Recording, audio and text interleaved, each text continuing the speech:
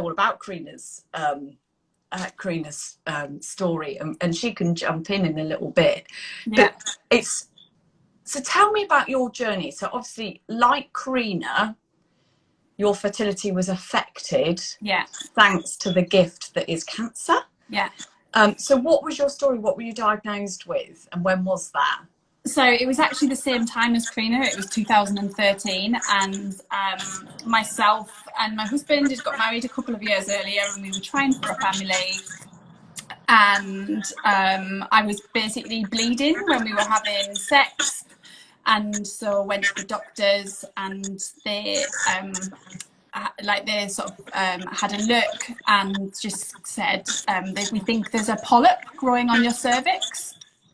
It looks quite large. We better get it sort of seen to. We can get that removed, and then you can sort of carry on your merry way. But then when I went in for quite a small, what was supposed to be quite a small operation to just remove this polyp, it turned out that it wasn't a polyp. And they came back. I remember sort of them, the doctor coming back into the room and just saying it wasn't a polyp. But we're sending it off for tests. What it was, it's not looking good. And then sort of at that point, everything just seemed to sort of snowball, you know. Did you have a gut instinct that it was something, or were you, you know, feeling quite relaxed at this point? I think I was feeling quite relaxed because I had had a cervical smear that had come back like fine. Right. Less than a year previous.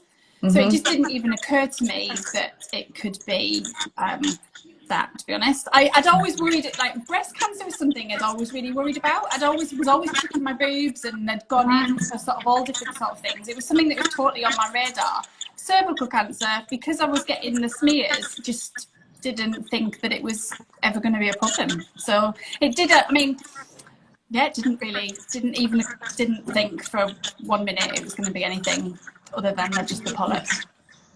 So then you were diagnosed, and then were you able then to harvest eggs, or? Yeah, so basically they said, you know, if we want to get rid of this, we can get rid of it. Luckily it's in a part of your body that you don't need to. There'll be 1 second. Can you get my headphones? Can you get my headphones by the toaster, April?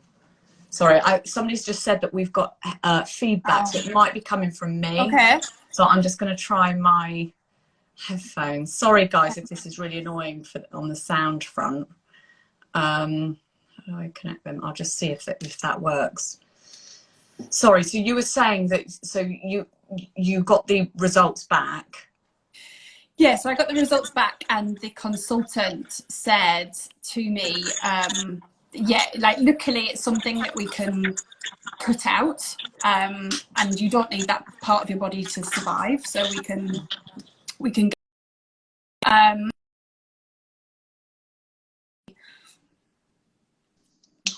Right, I've just put them in. Sorry, hopefully that's better maybe for everybody. That's better for me. I'm not getting the feedback. Yeah. Okay, good. So yeah, so basically, yeah, he said we can cut that out.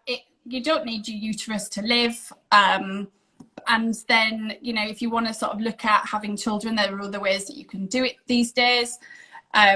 They spoke about adoption, and then offered me, and then said, you know, you can have your eggs harvested as well. So at the time, to be honest, it was completely secondary though to the cancer. And, you know, all I really did want to be a mum, and we were trying for a family at the time. Just getting through the cancer was the sort of the main concern.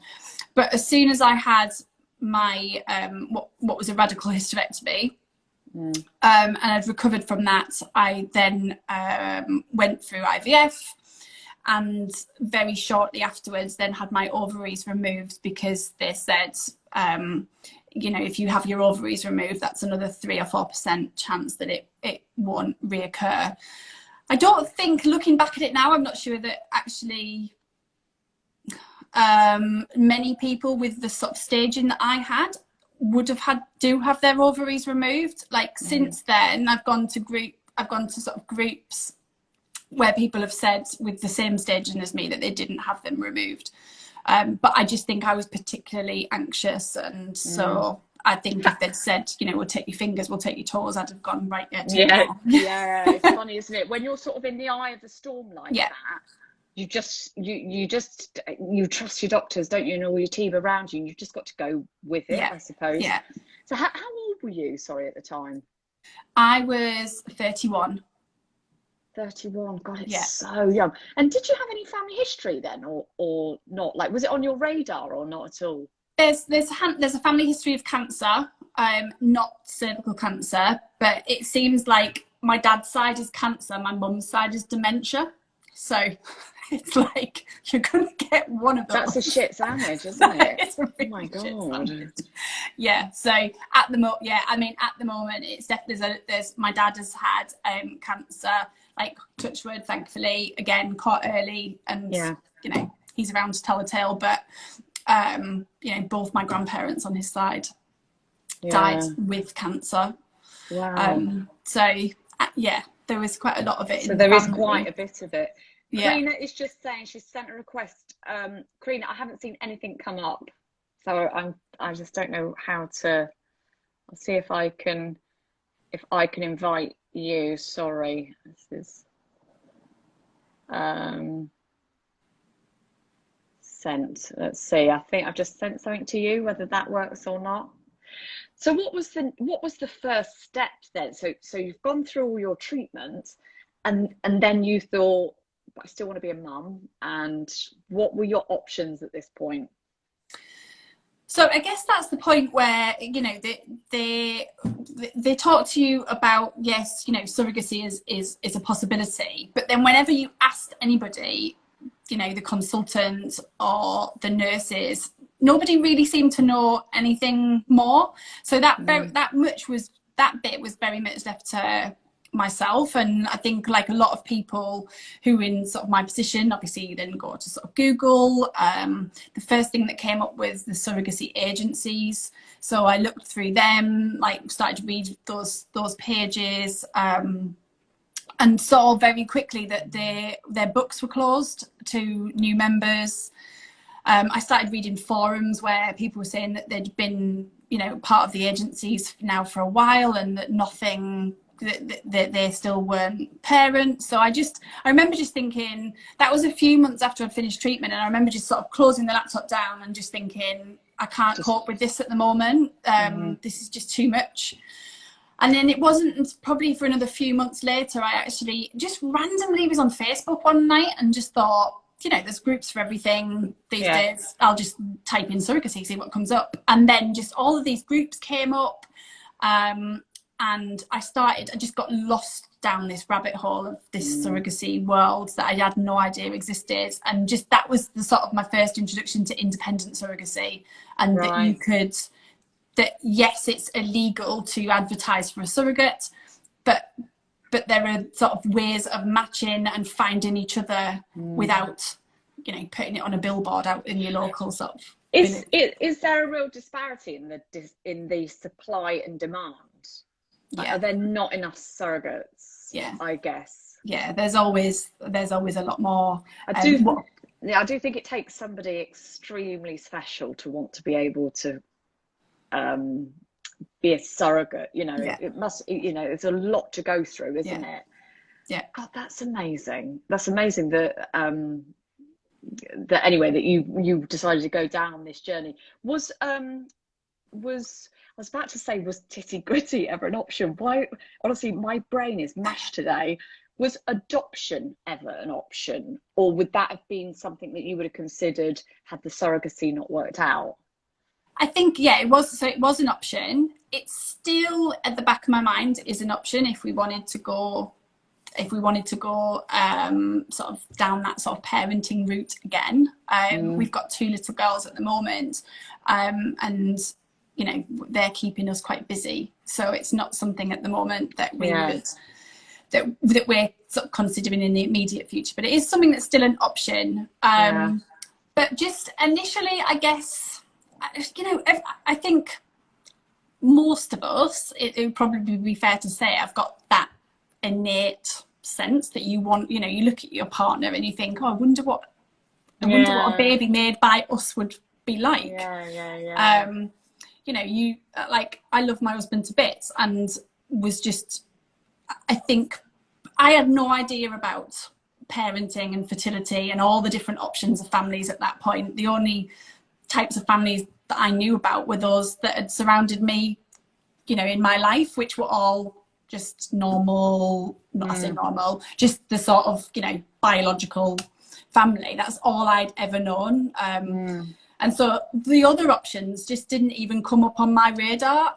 Again, like the surrogacy, we sort of like stumbled into that, and it was a world that I had absolutely no idea existed. So it's you know, being now part of this fertility space and hearing just, you know, so many wonderful stories, and watching Karina become a mum again using donor eggs, just has really opened my eyes to, I guess, all the different types of families that are still out there and would have been out there had surrogacy not worked out. But so initially it was just that we already had. Tell me about the actual surrogacy part. So how did you find your match?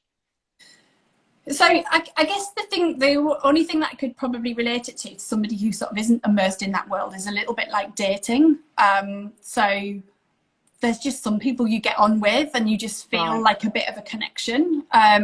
You have to talk to maybe quite a few people before you feel that. So, but they're again a bit like dating. There's a bit of an etiquette. So it's how many people can I talk to at the same time, and be sort of getting to know before it becomes exclusive. And when, you know, at what point do you say, you know, please can you be my surrogate? Just like you would sort of, you know, maybe say, are we together? Are we matched? Are we, yeah. Are we coupling up? Yeah.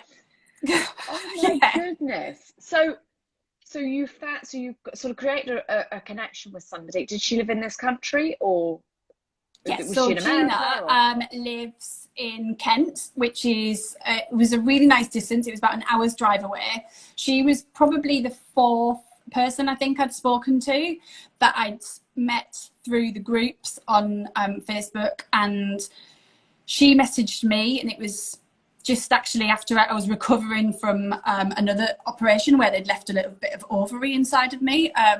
So I was recovering from that, and I got this text message just saying, "Hi, I'm Gina.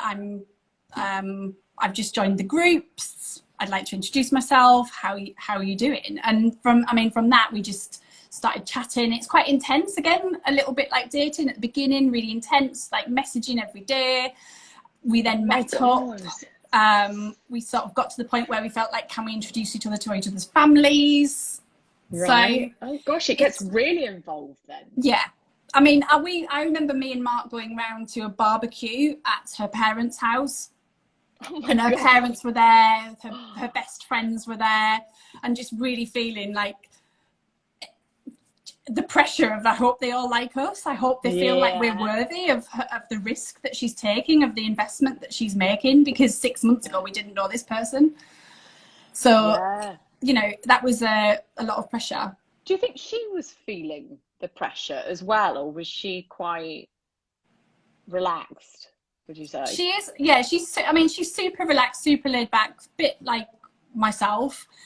But I think probably deep down, you know, you want, I guess, you want this to work. You want this relationship to work. I think perhaps the biggest pressure for her came at the point of like transfers, when you'd got to the point of, you know, we're now in this, we're in the clinic, and now we're going to put our embryo inside you and hope that it sticks.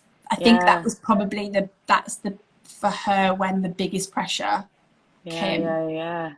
I can't imagine what that's like. Is that a painful procedure, or is that not? As far as I'm aware, no.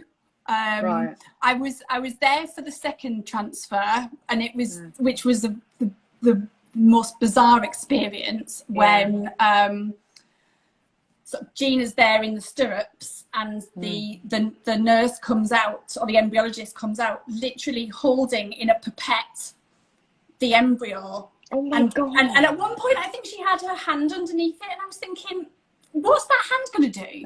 You know, let's say it drops out, which hopefully it doesn't. What are you going to do with that? Like, scoop it back up and put it back in. But I mean, the whole thing is just incredible because she's sort of there with the stirrups. The embryo's coming across in this little pipette. And were you in the room with her? And I was in the room at that point with her. And yeah, was Mark in there with you as well? No, Mark was not in there. Yeah, Mark was not in there for that point. He was in there for the birth. Oh my God, really? Wow. Yeah, so, yeah. Wow. So back up. So sort of turkey basting, all that bit done. Yeah. And then you find out what, in one day that she's pregnant, that Gina, it's taken and she's carrying a baby. So the first transfer didn't work. Right. And I think that was possibly the biggest disappointment, just because I think in that point you've gone through this roller coaster of your world literally falling apart. Yeah. And then suddenly you're back on the up again, and you found this amazing woman and this amazing family, and you're ready with your embryos. I mean, we were on holiday at the time of the first transfer. We got really excited when they rang us and said, shall we put in 2? And we were just like, oh my goodness, you know, we've gone from the point of never thinking we can have children. We might have 2 at the same time. Yes, let's just put 2 in. And I think we were all very much overcome with emotion. It was my birthday. Wow. And I remember just thinking, everything's going to come together and we're going to... And then I remember getting a text. I think we were at Disney World or something like that. And we were just lining up to get on this ride and just saying, you know, I'm really sorry. It hasn't like happened this time. Right. And it's just, you just feel really deflated at that point. Yeah, I can imagine. You felt up until that point that everything was aligning, and then it just doesn't. So, but we knew that just because, you know, IVF is not an exact science, and just because it doesn't just because you're sort of doing it in a sort of a lab effectively, it doesn't necessarily mean it's gonna work. The body's still got to accept it. The embryo's still got to be you know, able to sort of grow in that sort of environment and be viable. So there's so many things that are still sort of down to a bit of a lottery. So then we didn't the second time. That was the time we went sort of straight away, like second cycle, we went straight away and went again. And then that didn't work. And again, I just remember thinking, oh, it's just gonna, we've gone through all of this, and how many times can you go through that emotion of and how much I knew the pressure it was putting on Gina as well. And it just, that's an enormous pressure. You know, it's not just yourself. It's you're doing this. You're carrying the weight of another family's expectations on your shoulders. God, and how long do you have to wait in between each attempt of? I don't know what the word is. So the transfer. So we went through natural cycles. Rather than sort of medicated cycles, and so it basically was just sort of each, like the sort of the however long the cycle was, so it was like the 28 days. Then we went again with the second one, and then after that we decided to have a little bit of a break, and I think we skipped the cycle. And I remember it was really funny because Robert Winston, the Lord Robert Winston, actually was doing a talk at the school that I taught in, and I remember him coming off the stage doing this amazing talk to hundreds of people, and I just like literally broke down in front of this God, Lord Robert Winston. Oh wow! I'm going for IVF and it just hasn't worked, and it's been 2 times, and you know, is it ever going to work? And I remember him just being like, he was just the loveliest man, because he just said, you know, the average is 3 times, keep on going with it, you'll get there eventually. And after that I just felt a lot calmer, and we went third time, and third time was lucky. And it was just amazing, really was amazing. And we got that when how did they tell you? Was it a text, or did you get a phone call, or what happened? So Jean had sent a text of a pregnancy stick with just the words pregnant on it, and the sort of the little line showing up with little stars and everything. And I was having my Sunday dinner, and Mark was actually outside, and I was like, oh, have you told Ellie, like, who was a daughter, have you told Ian and everything? She's just like, just go outside and tell Mark, and like, come back and tell me what he said. And then I ran outside and told Mark, and Mark sort of, I think, throughout the whole pregnancy was very much like, until cautious. The child is here. Let's not get too excited. We've gone through some really difficult couple of years, until Evelyn was there. I don't think he quite believed that she was ever going to arrive. So Evelyn was born. Yeah. So it was a singleton. Yes, we actually put into that time. Yeah. The first scan at 7 weeks showed there was 2 that had taken, but 1 hadn't developed a heartbeat. Right. And then they said, in the next few weeks you might experience a bleed. And Gina did, and we went and had a scan, and it just showed that there was now one that was very healthy, and the other one wasn't there anymore. But then everything sort of went really well after that. Wow. Yeah, it was amazing. We got little bump pics every week from Gina, so she'd take a picture and send it to me every Sunday morning, just saying, the size of her tummy. And I bet you couldn't wait for those pictures to come through, could you? Yeah, well, the worst thing was when you get them for a few Sundays, then if it wasn't there by lunchtime, I'd be thinking, why isn't the picture there? What's happened? And it usually was just like, she's out having dinner, or she wasn't just, she hadn't got round to sending it. Oh, bless. But yeah, it was amazing. It was nice to be able to then share that as well with family and friends as well. Definitely. And say this is where we are. And it sort of makes you feel like you're on the journey a little bit as well, doesn't it? Yeah. So then, did you go on then to have a second? We did. So with Gina. With Gina, yeah. Oh my God. Yeah, I mean, Gina's a sibling. She's got 3 children of her own, so it was always, made it clear from the beginning that as long as everything went well, and we were up for it, then they would try for a sibling for us. So yeah, it was just, and it was funny because we sort of had like one what we thought was a good embryo left, and then some that had been defrosted at the same time as Evelyn transfer. And they rang me and said, the one that's left, it's not great quality. We're gonna discard it. And I was like, no, don't discard it. Like we've got one other one left, and then this one. And they were like, well, yeah, but there's not very much chance of this ever, being that, like, ever surviving.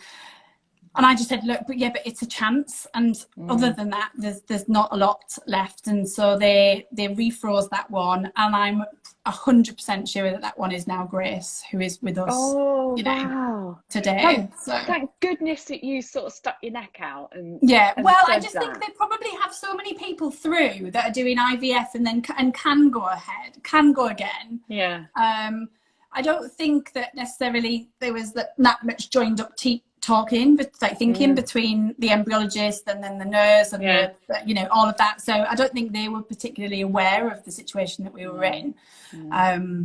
So yeah, it was amazing that they, in the end, I was lucky to take that phone call and say, make sure that you save that. And then they basically they put in 2, but eventually they said that was actually the best quality one, and it was the other one that wasn't great. So they ended up putting in 2, but they said, the other one we wouldn't have actually ever transferred. So they put in 2 that time, but and luckily it was first go that transfer, and it worked. Wow, one take wonder on that one. Yeah. So that was Grace. So you've got Evelyn and Grace. How old are they now? Evelyn has just turned 5. And Grace is 2.5. Oh wow! So you're busy, a bit like Brina. Now, I know that alongside Karina, you started a podcast called The Yes. Intended Parent. So Yes. why did you think that that was a good idea? So I think we were both writing a blog at the time. So we both do that. Neither of us are particularly good at actually keeping that up. It has been quite busy, but I think because of that, I think we met each other again through the group as well, the Facebook groups, and I think we were both just really passionate about putting the story out there, and the fact that this world of independent surrogacy just I don't think a lot of people knew existed. For both of us, I think we talk about at the beginning of the podcast how we knew celebrities that had done it, or we knew of celebrities that had done it. We'd seen it on Friends. Karina, I know she talks about Coronation Street, and so it just felt like it was something that just wasn't, it wasn't available for just a normal girl next door, and so we just wanted to make sure that that information was out there. So we just thought, do you know what, let's just for anybody who's out there, just chat about our experiences and the way we went through it.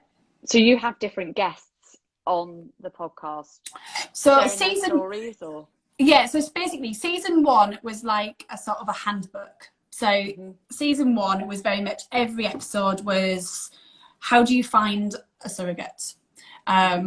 How, like, what does a surrogacy agreement look like? What does the pregnancy look like? How does the birth work? Also, each episode in season 1 was very much like looking into real detail of all the different parts of that surrogacy journey. And then in season 2, we were lucky enough to get sponsorship from Macmillan. Wow. And that then became more of a sort of like, let's talk to the people who, all of the other people who were part of these surrogacy journeys. So the first girl that we interviewed, G, was amazing. So she's 22 and she was born like from a surrogate. Right. And so it was just, I think both of us throughout the episode were just in tears, because it was just like feeling that this is perhaps one day, hopefully, that, how our girls will talk about it. Well, our girls will think about it, and Karina's boys now. So it was just amazing to sort of talk to her, and then the surrogates' children, people who are sort of considering surrogacy. We talked to a couple who did it, one girl who did it for her best friend, people who are sort of considering it as an option. We've talked to a new agency that's just started, and so just getting lots and lots of different people's points of views and stories and journeys. It's just really interesting to listen to, and we're hoping to go again and do more stories, and just because everyone's got got a different one. It's sort of demystifying it all as well, a little bit, and making it feel relatable, and that if you guys can do it, anybody can kind of do it. So and that was the idea. So it's not necessarily cancer related then. So some people might have come through a cancer journey, but equally it might be people that have had fertility issues, and it's been another option for them. It's so interesting, and of course you have no regrets at all in taking the route that you did. But it's not an easy route, is it? No, and I don't think, it's perhaps not for everybody. The one thing about sort of doing it through the clinic like we did, so even though it's independent surrogacy, I think one of the misconceptions is, if you go to America, if you do it sort of commercially, or if you do it sort of commercially in another country, there's going to be all these checks and balances that there's not if you do it in this country. So if you do it in this country through a clinic, you still have to go through counselling.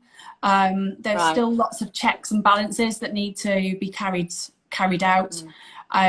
So you've got to make sure that everybody's on the same page. It was really important to have the agreement so that you could talk through all of the different scenarios and make sure again that you're on the same page.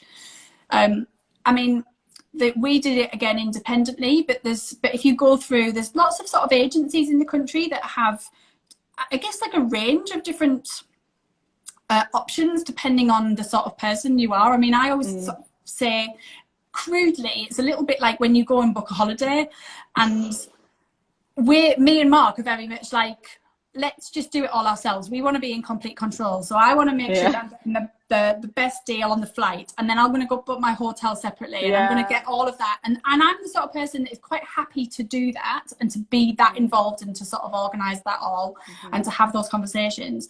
There's other people that just want their hand holding all the way through it. So a lot of the agencies will offer some really sort of like bespoke help that they can give people, and so they'll sort of, you know, help to match you with somebody that they think you might be a good fit for, and they'll organize they'll organize and liaise with the clinics and sort out all of the any sort of legal help you might require. But so who covers all the costs? Is anything available on the NHS or not? So the first part, the egg collection was right, and then I had that done at it was through the NHS, but it was at a private Nuffield clinic. But that was through the NHS. That bit was covered by the NHS. But once basically the eggs are collected, that was then it, and anything that you sort of do afterwards was up to you in terms of sort of managing those costs. So I guess that would be an issue for lots and lots of people, is the financial side of it, isn't it? Do you think? I mean, but then I do think a lot of I guess on the groups that we're on the Facebook groups, there's people from all different socioeconomic backgrounds. It's not just, I mean, myself and Mark, we're teachers, so we don't, we're professionals, but we don't have like sort of bundles and bundles of money. Yeah. We were supported by my parents, helped us out a little bit. And I would say, if you're going down an IVF route anyway, and you're going to do sort of multiple goes of that, or like it's not, it wasn't out of this world, right? Astronomical. I just think it's amazing that everything that you've been through, and then go through that, and just the happy ending to it all is amazing. Are you still being scanned or not now? No, so I'm nearly 8 years now, sort of past. So pretty much up until about 5 years, I was there once every 3 months, and then every 6 months. And that was a weird feeling when you get to that 5-year point, and then you go and you think, where's the parade? I'm just going to get back in my car, and it feels like really momentous. And then it's like, who do I ring now when I've got a twinge or a random. It's quite scary, isn't it? You sort of feel a bit vulnerable, don't you? Yeah. But I mean, luckily the team at the hospital where I'm at have been amazing, and I'm definitely one of the sort of more anxious people, I think, that has had, I think probably related to the fact that I'm now sort of on HRT, and the issues that causes. Yeah. All of the different muscles and ligaments and everything that's so there are lots of aches and pains, but it's been brilliant. Whenever I've sort of been worried about anything, I've been able to get in touch, and they'll get me back in and scan me. I just think it's absolutely brilliant, and amazing that you and Karina have set up the Intended Parent podcast. I just think it's absolutely brilliant, and certainly shines a light on something that actually a lot of us don't know that much about. And no, I don't think anyone does, and unless you're actually in that world. And I do think what was really important to us is that it's still not necessarily being handled particularly well by the media. The things, if I think about things on TV that have been on recently, dramatizations, or there's always drama. It's always drama. There's always things that go wrong. The surrogate wants to keep the baby, and really cliche. And that sort of thing would put people off, right? Yeah. and just think. I mean, and it's not necessarily just people who would perhaps look to become parents that way, but also potential surrogates who might think this is something that I could do, but then watch something like that and then think, do I want this sort of drama in my life? Or it might persuade somebody to do that, because what a gift you'd be giving. Yeah. Oh, it's amazing. Thank you so much for sharing your story. I really, really appreciate it. And Karina, I'm so sorry that it didn't work out sound-wise. I'm not sure how we could do a three-way, but we will do it. We'll do it again another time for sure. And thank you for having me on. Yeah, no, thank you. And it's called The Intended Parent. Look them up, Karina and Fran. Yes, please do. Yeah, thank you so much. I massively appreciate it. And thanks everybody for joining us this evening. And hope everyone can stay cool, because I'm absolutely sweltering. I don't know about you. I'm going to open the door again now. Oh, have a lovely evening, everybody. Thank you. So Bye-bye. right, bye-bye. Bye. Bye.